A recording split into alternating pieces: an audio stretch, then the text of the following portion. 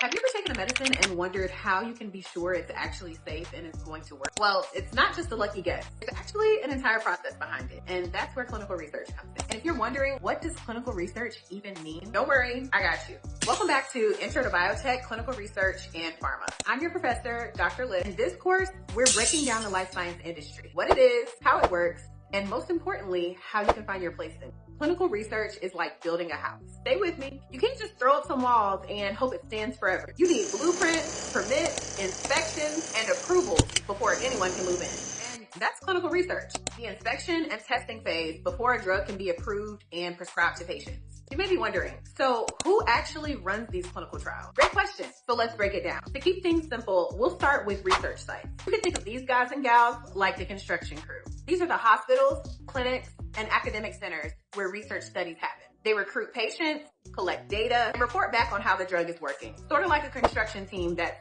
on the ground building the house. But they don't do it all. You also have your principal investigators, also known as PI. Think of them like the project managers. And if you're a project manager in clinical research, stay with me. Principal investigators are the doctors and scientists overseeing the trial at each site. The title principal investigator is pretty important in the clinical research world because they are tasked with making sure everything runs smoothly.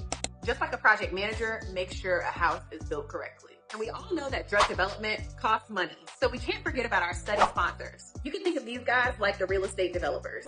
Typically, pharmaceutical and biotech companies fund the trial. Just like real estate developers finance a new home build. They have the vision for the final product, a drug that is both safe and effective. Next, we have our CROs, or clinical research organizations, also sometimes called contract research organizations. CROs help run trials for pharma and biotech companies. They handle things like data collection, site monitoring, and regulatory compliance to make sure everything meets standards. And we're doing all of this work because we want that stamp of approval. We can't forget about our regulatory authorities. In the United States, that's the FDA, or the U.S. Food and Drug Administration. They're our final approval team. Once the house or the drug is built and inspected, the FDA or other regulatory authorities give the final approval. But without that approval, baby, nobody's moving in that house. Now, earlier I mentioned making sure that the drug is safe.